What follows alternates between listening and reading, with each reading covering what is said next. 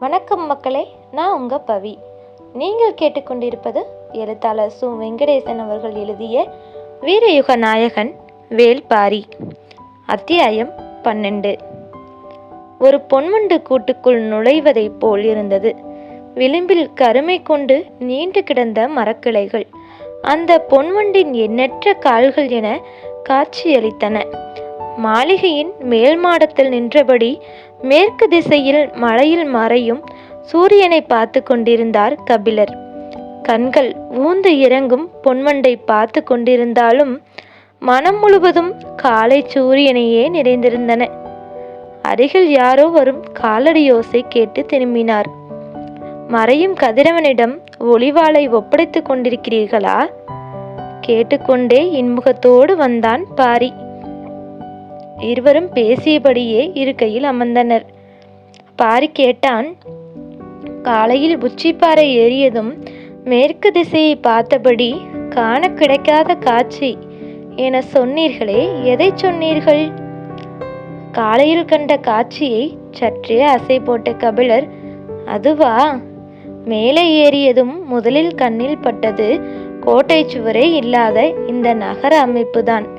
இப்படி ஒரு தலைநகர் உலகில் எவ்வியூர் மட்டுமாகத்தான் இருக்கும். எதிரிகளிடம் இருந்து தற்காத்து கொள்ள கோட்டை சுவர் எதுவும் எங்களுக்கு தேவையில்லை. ஏனென்றால் எங்களின் ஒத்துழைப்பும் உதவியும் இல்லாமல் யாரும் பெருங்காட்டையும் மலை முகடுகளையும் கடந்து இங்கு வந்துவிட முடியாதல்லவா? பாரியின் கேள்வியை ஏற்றுக்கொண்டார் கபிலர். அதே நேரம் காட்டு உயிரினங்களிடம் இருந்து உங்களுக்கு பாதுகாப்பு தேவை. அதற்காகவாவது சுவர் எழுப்பியிருக்கலாமே. அதன் பொருட்டுத்தான் எழுப்பியுள்ளோம். எங்கே எழுப்பியிருக்கிறீர்கள்? என் கண்களுக்கு தெரியவில்லையே. எதுவும் மாயச்சுவர் கட்டியுள்ளீர்களா? பாரி சிரித்தான். உங்களின் கண்களுக்கு தெரிகிறது. ஆனால் அதுதான் சுவர் என்பதை உங்களின் எண்ணம் ஏற்க மறுக்கிறது. கபிலர் உட்கார்ந்த இடத்தை விட்டு எழுந்து பார்த்தார். அவரை கவனித்தபடி பாரி கேட்டான், இந்த காட்டில் எத்தனை வகையான விலங்குகள் இருக்கின்றன என்று யாருக்கு தெரியும்? காட்டு விலங்குகளால் உடைத்து நொறுக்கவோ தாவி கடக்கவோ முடியாத ஒரு கோட்டை மதிலை மனிதனால் கட்டிவிட முடியுமா? கார்காலத்தில் 3 குலகு தின்ற ஒரு பெண் யானை எவ்வளவு பெரிய கற்கோட்டையையும் தகர்க்கும். அதிங்கத்தை தின்ற ஆண் யானை கூட்டம் உள்நுழைந்தால் பெரும் மலையும் கிடுகிடுக்கும். மரமேறி உயிரினங்களால் தாவி கிடக்க முடியாத தடுப்பு சுவரை எழுப்ப முடியுமா?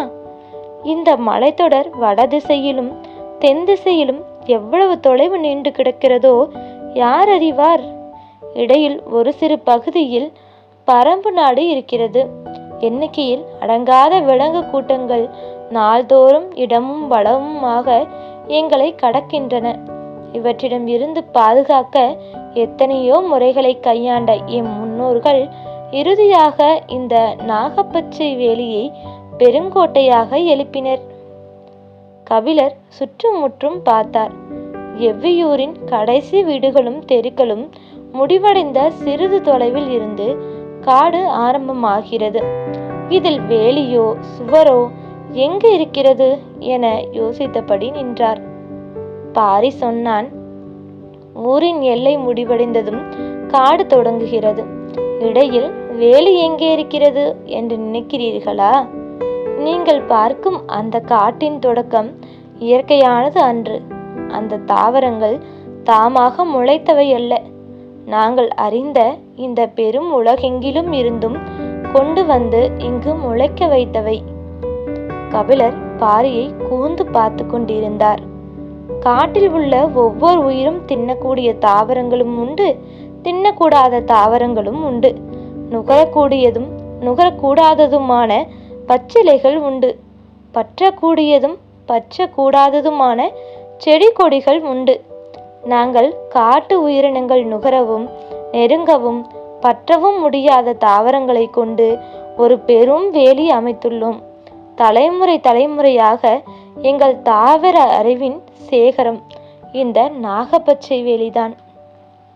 இவ்வளவு எளிதான வார்த்தைகளால் எவ்வளவு பெரிய செய்தியை சொல்லிக் கொண்டிருக்கிறான் பாரி. நம்ப முடியாமல் நின்று கொண்டிருந்தார் கபிலர். இதை எப்படி மனிதனால் செய்ய முடிந்தது? அதை செய்ய முடிந்ததால்தான் நாங்கள் இங்கு வாழ்கிறோம். காற்று கூட உள்நுழைய முடியாத இந்த கானகத்தில் ஓரிரு வீரர்கள் காவல் காக்க நாள்தோறும் தூங்கி உயிரோடு எழுகிறோம். எங்கள் குழந்தைகள் மறுநாள் காலை சிரித்து கொண்டு விளையாடுகின்றனர். எங்கள் இளைஞர்களின் இதழ்களில் முத்தத்தின் ஈரம் ஊறிக்கொண்டே இருக்கிறது. இது எப்படி? நான் தயங்கி வெளிவந்தன கபிலரின் சொற்கள். வெறி மனம் கொண்ட செடி கொடி மரங்களால் சூழ்ந்து கிடக்கிறது இந்த வேலியின் வெளிப்புறம். நடுப்பகுதியோ புறவைரமும் அகவைரமும் பாய்ந்தோடும் மரங்கள் ஒன்றை ஒன்று பின்னி கிடப்பதைப் போல நன்கு திட்டமிட்டு வளர்க்கப்பட்டுள்ளது. வெளிநஞ்சு மற்றும் உள்நஞ்சு தாவரங்களால் தலைத்து கிடக்கிறது இதன் முதல் பகுதி. இந்த 3 பகுதிகளின் இடைவெளிகளிலும் நஞ்சேறிய அலறி வேர்கொண்டு சுருக்கு வலை பின்னப்பட்டுள்ளது. நச்சுப்பிசின் வலியும் மருவு தொடரிப்பட்டைகள் இடைவிடாதிருக்கும். ஒன்றின் மேல் ஒன்றாக வைத்து பின்னி பிணைந்து உருவாக்கப்படும் பிணையல் மாலையைப் போல தாவர பச்சிலைகளோடு பிணைந்து கட்டி கிடக்கும். அதன் கணுக்கள் தோறும் வேர்களை உண்டாக்கி அந்த பச்சிலை செடிகள் தழைந்தபடி இருக்கும். இந்த வேலிக்குள் உருவாக்கப்பட்டுள்ள அனைத்து தாவரங்களின் மீதும் குறுக்கும் நெடுக்குமாக படர்ந்து கிடக்கும் எண்ணிலடங்காத படர்கொடிகளும் சுற்றுக்கொடிகளும் இந்த நாகப்பச்சை வேலியின் உயிர் நாடி. வலப்புறம் சுற்றும் கொடியும் இடப்புறம் சுற்றும் கொடியும் ஒன்று மாற்றி ஒன்றாக படர்ந்து கொண்டே இருக்கின்றன. சுருண்டு இயலும் அவற்றின் ஊசி நாவுகள் எதிரெதிர் திசையில் ஒரு சேர பின்னியபடியே மேலே எழுகின்றன. உதிர்ந்து கொண்டிருக்கும் இலையை கூட இந்த வேலி அந்தரத்தில் நிறுத்திவிடும். விலங்கின் நாசியை வெகு தொலைவிலேயே இந்த வெறிமனம் தாக்கும். அதையும் கடந்து உள்நுழையும் உயிரினம் விஷமுள்ளாலோ நச்சு கணுக்களாலோ நாவில் படும் பச்சிலையாலோ சற்றே மயங்கி அமரும். அந்த கணத்தில் அதன் மயிர்கால்கள் ஒவ்வொன்றையும் பற்றி உள்ளிழுக்கின்றன சுருட்கொடிகள். அந்த உயிரினத்தின் இயக்கத்தை மிக விரைவாக தனது கட்டுக்குள் கொண்டு வந்து விடுகிறது இந்த நாகப்பச்சை வேலி. அதன் பிறகு அந்த விலங்கு அமர்ந்த இடத்தில் உள்ள தாவரமும் கரையான்களும் எறும்புகளும் சிலந்திகளும் சற்றே கூடுதல் செழிப்பு கொள்கின்றன. பாரி சொல்வதை வாய் பிளந்து கேட்டுக்கொண்டிருந்தார் கபிலர்.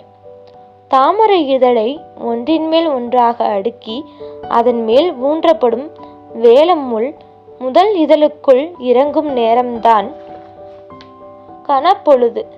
3ஆம் இதழை கடக்கும் நேரம்தான் இமைப்பொழுது. 6ஆம் இதழுக்குள் நுழையும் நேரம்தான் வினாடி பொழுது.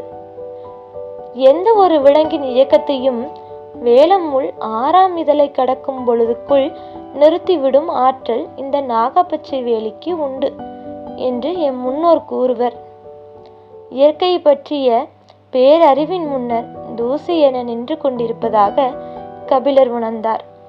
மேற்கு மலையின் விளிம்பில் பொன்வண்டு தனது கடைசி கால்களை உள்ளிழுத்து கொண்டிருந்தது. பாரி இறங்கும் கதிரவனையே பார்த்து கொண்டிருந்தான். வியப்பை விலக்கி சற்றே ஆர்வம் மேலிட கபிலர் கேட்டார், எந்த வெறிமனம் யானைகள் கூட்டத்தை விரட்டக்கூடியது? ஒளி உள்வாங்கும் அழகை பார்த்தபடி பாரி சொன்னான், ஏழிலைப்பாலை. கபிலரின் கண்கள் பூத்தன.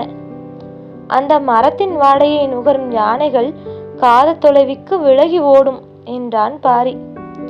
அந்த மரங்கள் எங்கே இருக்கின்றன? நான் அருகில் சென்று பார்க்க வேண்டும். பாரியின் உதட்டில் சின்னதாக ஒரு சிரிப்பு ஓடி மறைந்தது. சிரிக்கக்கூட கேள்வியையா நான் கேட்டுவிட்டேன் என்று எண்ணியபடி அவனது மறுச்சொல்லுக்கு காத்திருந்தார் கபிலர். ஒவ்வொரு திசைக்கும் ஒரு மரம் நின்று கொண்டிருக்கிறது. எறும்பு கூட்டங்கள் போல் யானை கூட்டங்கள் தெரியும் இந்த காட்டில் திசைக்கு ஒரு மரம் போதுமா? அதற்கும் அதிகமாக வைத்தால் எவ்வியூர் தாங்காது என்றான் பாரி. கபிலருக்கு பதில் விளங்கவில்லை. பாரி சொன்னான், அந்த மரத்தால் வேறு தொல்லைகள் இருக்கின்றன. மத யானை ஏழிலைப்பாளையின் வாசனையை நுகர்ந்து விட்டால் வெறிகொண்டு வந்து அந்த மரத்தை அடியோடு பிடுங்கி எரிந்து நாசம் செய்துவிடும். எப்படி அதை எதிர்கொள்வீர்கள்? மத யானையை எதிர்கொள்வது எளிது. அதைவிட சிக்கலான பிரச்சனை உண்டு. அதுதான் மிக முக்கியமானது என்றான். மத யானையை எதிர்கொள்வதை விட முக்கியமான பிரச்சனையா? என்ன அது? அந்த மரத்தின் வாசனை காமத்தை தூண்டும். கோல் கொண்டு நெருப்பை கிளறுவதைப் போல அது நறுமணம் கொண்டு காமத்தை கிளத்தி கொண்டே இருக்கும். சற்றே இடைவெளி விட்டு பாரி சொன்னான். எவ்வியூருக்குள் வேறு வேலையும் நடக்க வேண்டும் அல்லவா? அதனால்தான் திசைக்கு ஒரு மரம் மட்டும் வைத்திருக்கிறோம். பாரியின் சொல்லை தாண்டி வெளிவந்தது சிரிப்பு. கபிலரும் சேர்ந்து சிரித்தார். நினைவு வந்ததும் சட்டென சிரிப்பை அடக்கிவிட்டு கேட்டார். அதனால்தான் மரத்தின் அருகில் சென்று நான் பார்க்க வேண்டும் என்று கேட்டதற்கு நீ சிரித்தாயா? அவ்வளவு நேரம் அடக்கமாக வெளிப்பட்ட சிரிப்பு இப்போது பீறிட்டது. சிரித்தபடியே ஆம் என தலையை மேலும் கீழுமாக ஆட்டினான் பாரி. கபிலர் சற்றே வேகமாக, ஏழிலைப்பாளையை அடியோடு வீழ்த்தும் மத யானை மனிதரிலும் உண்டு சட்டென பாரி சொன்னான். காமம் கண்டு அஞ்சும் சொல் இது. அச்சம் இல்லை என்று சொல்ல நான் பொய்யனல்ல. ஆனால் அஞ்ச மாட்டேன் என சொல்ல பொய் தேவையில்லை. அதுதான் புலவன். சொல் சுடும்போது சொல்லை சுடுவான் என்று சொல்லி கேட்டுள்ளேன் என்றுதான் சொல்லி கேட்கிறேன். நாளிகை மணியோசை எவ்வியூர் முழுவதும் எதிரொலித்தது. சூரியன் முழுவதும் விழுந்தவுடன் இருள் காட்டின் எல்லா திசைகளில் இருந்தும் இறங்கி வந்து கொண்டிருந்தது. பந்தங்களை ஏற்றும் வீரர்கள் கையில் நீண்ட குழல் போன்ற விளக்குகளுடன் ஓர் இடம் நோக்கி குவிந்து கொண்டிருக்கின்றனர். பேச்சு எதிர்பாராத கணத்தில் காமத்துக்குள் போனதை பற்றி எண்ணியபடி கபிலர் கூறினார். இரவு வரும்போதே ஏதாவது ஒரு வடிவில் காமத்தையும் அழைத்து வந்து விடுகிறதே. பாரி அசட்டு சிரிப்போடு சொன்னான். ஏழிலைப்பாளைக்கு இரவேது பகலேது? பரம்பு மலை ஏற தொடங்கியதில் இருந்து தனது சொல் முறியும் ஓசையை விடாமல் கேட்டுக்கொண்டிருந்தார் கபிலர். பாரி சொன்னான். ஏழிலைப்பாளையின் அடிவாரத்துக்கு வள்ளியை அழைத்து வந்ததுதான் முருகன் செய்த மிகப்பெரிய தந்திரம். இல்லை என்றால் வள்ளியை ஒரு நாளும் அவனால் இணங்க வைத்திருக்க முடியாது. அவனும் குறுக்கு வழியைத்தான் கையாண்டானா? சற்று தயக்கத்துடன் ஆம் என சொல்லியபடி தொடர்ந்தான் பாரி. முருகன் வேட்டுவர் குலம், வள்ளியோ கொடி குலம். செடி கொடிகளை அறிந்தவர்கள் வேட்டையாடியவர்களை விட மனநுட்பத்தில் முன்னேறியவர்கள் அல்லவா? வலிமையை விட நுட்பத்துக்குத்தானே ஆற்றல் அதிகம். அதனால்தான் முருகனால் வள்ளியின் மனதில் எதை சொல்லியும் இடம் பிடிக்க முடியவில்லை. காட்டை அழித்து பயிரிடும் முன் அந்த நிலத்தில் காமம் நிகழ்த்தி மனித குருதி படிந்த தாய் நிலத்துக்குள் முதல் பயிரிடுதலை தொடங்கியவர்கள்தான் கொடிக்குளத்துக்காரர்கள். முதலில் நட்ட வள்ளிக்கிழங்கை தோண்டி எடுக்கும்போது இடுப்பு வலி கண்டு அந்த நிலத்திலே பிறந்தாள் அந்த பெண். விதைத்த இடத்திலேயே முளைத்தவள் அவள். அதனால் அந்த செவ்வள்ளி கிழங்கின் பெயரையே அந்த அழகிய பெண்ணுக்கு சூட்டினர். வள்ளிக்கிழங்கும் வஞ்சி கொடியுமே பெண்ணாக மாறிய பேரலில் கொடிக்குளத்துக்கு உரியது. செடி கொடிகளை அறிந்தவர்களை எளிதில் ஈர்க்க முடியாது. அவர்கள் கணம்தோறும் உயிரின் வளர்ச்சியை பார்த்து மகிழ்ந்தவர்கள். வண்ணங்களையும் வாசனைகளையும் அவர்கள் அளவுக்கு அறிந்தவர்கள் யாரும் இருக்க மாட்டார்கள். அவர்களின் கவனத்தை கவர்வதோ காதலை பெறுவதோ எளிதல்ல. வேறு வழியே இல்லாமல் தான் ஏழிலைப்பாளையின் அடிவாரத்துக்கு வள்ளியை அழைத்துச் சென்றான் முருகன். கபிலரின் கண்முன் காலமும் காதலும் கடவுளும் ஒன்றை ஒன்று பின்னி மேலே எழுந்தபடி இருந்தன. ஆண் ஆதியில் இருந்தே வெல்வதற்குத்தான் முயன்றிருக்கிறான். பெண் ஆதியில் இருந்தே நம்புவதற்குத்தான் ஆசைப்பட்டிருக்கிறாள். பாரி சொன்னான். ஏழிலைப்பாளை பெண்மையால் பூக்கும். அதைவிட முக்கியம் பெண்ணையும் ஆணையும் ஒரு சேர பூக்க வைக்கும். வியப்பு நீங்க சிறிது நேரமானது. உள்ளுக்குள் ஏனோ ஒரு சிரிப்பு பொங்கி வந்தது. அதை அடக்க முடியவில்லை. சற்றே திரும்பி சிரித்தார் கபிலர். ஏளனம் கொண்ட அந்த சிரிப்பின் துணியை கவனித்த பாரி, இதில் சிரிக்க என்ன இருக்கிறது என பார்வையால் கேட்டான். கபிலர் சொன்னார், அந்த ஏழிலை பாலையை தலைமாட்டில் நட்டு வைத்து குடும்பம் நடத்தி கொண்டிருக்கும் ஊரோடு நான் வந்து சேர்ந்து விட்டேனே என்று நினைத்து சிரித்தேன். கபிலரோடு சேர்ந்து வெடித்து சிரித்தான் பாரி. இருளை விரட்ட பந்தங்கள் தயாராகி கொண்டிருந்தன. பாரி சொன்னான், பந்த ஒலுக்கி பூச்சிகள் வந்து விடாமல் இருக்க இலுப்பை எண்ணெய் ஊற்றப்படுவதை நீங்கள் அறிவீர்கள். ஆனால் அதற்கெல்லாம் இந்த காட்டுப்பூச்சிகள் கட்டுப்படாது. நாங்கள் பயன்படுத்துவது கொம்பன் விளக்குகள். அதில் நாகக்கழிவும் நஞ்சு பிசினும் சேர்த்து மெழுகியிருப்போம். பந்தம் எரிவது திரியில் இருந்து மட்டுமல்ல, திரியோடு சேர்த்து விளக்கின் விளிம்பும் கருகியபடி தீந்து எரியும். அந்த வாசனையை ஊடறுத்து பூச்சிகளால் உள்நுழைய முடியாது. ஒரு வகையில் இதை ஒளி வலை என சொல்லலாம். ஒவ்வொரு பருவ காலத்துக்கும் மாறுபடும் பூச்சி இனங்களுக்கு ஏற்ப கொம்பனில் தேய்க்கும் பசையும் மாறும், எண்ணெயின் சேர்மானமும் மாறும். அப்போதுதான் அவற்றை கட்டுப்படுத்த முடியும். கபிலர் பந்தம் ஏற்ற போகும் காவலர்களை பார்த்து கொண்டிருந்தார். ஒரு பெரும் தாழ்வாரத்தின் அடியில் அவர்கள் எல்லோரும் கூடியிருந்தனர். கொம்பன் விளக்கில் எண்ணெய் ஊற்றப்பட்ட பிறகும் அவர்கள் நெருப்பை பற்ற வைக்காமல் யாருக்கோ காத்திருந்தனர். தொலைவில் மாளிகையின் மேல் மாடத்தில் இருந்து அதை பார்த்து கொண்டிருந்த கபிலர் கேட்டார், உனது உத்தரவுக்காகத்தான் காத்திருக்கிறார்களா? இல்லை, அவர்கள் குலநாகினியின் வருகைக்காக காத்திருக்கின்றனர். பாரி சொல்லிக் கொண்டிருக்கும் போதே வயதான கிழவிகளின் கூட்டம் ஒன்று எவ்வியூரின் கீழ் திசையில் இருந்து நடந்து வந்து கொண்டிருந்தது. கபிலர் எட்டி பார்த்தார். பாரி கையை காட்டி சொன்னான், அதுதான் நாகினிகளின் கூட்டம். அதற்குள் தான் குலநாகினி வந்து கொண்டிருப்பாள். அவள்தான் எங்கள் குலமூதாய். இந்த நாகப்பச்சை வேலியை ஆட்சி செய்பவள் அவள்தான். பெண்களால் தான் இவ்வளவு நுட்பமான ஒரு வேலியை கட்டி அமைத்து காப்பாற்ற முடியும். அவர்களின் சொல் கேட்டு தாவரங்கள் தழைக்கும், தலையாட்டும். அவர்களின் உடம்பில்தான் கொடிக்குலத்தின் இரத்தம் ஓடுகிறது. ஆதியில் நிலத்தில் சிந்திய குருதியில் இருந்து தலைத்தவர்கள் தானே அவர்களின் முன்னோர்கள். ஒரே நேரத்தில் மண்ணுக்குள் வேர்விடவும் மேல் நோக்கி முளைவிடவும் தாவரங்களால் முடிவதைப் போல் இவர்களால் முடியும். கருவுக்குள் புது உயிர் சூழ்கொள்ளும் கணத்தில் கூட பிறந்த குழந்தைக்காக மார்பில் பால் சுரந்து கொண்டிருக்கும் அல்லவா? எல்லாம் தாவர பச்சினிகள், அளவற்ற ஆற்றல் படைத்தவர்கள் என்றான். பாரியின் குரலுக்குள் இதுவரை கேட்டறியாத அச்சம் இருந்தது.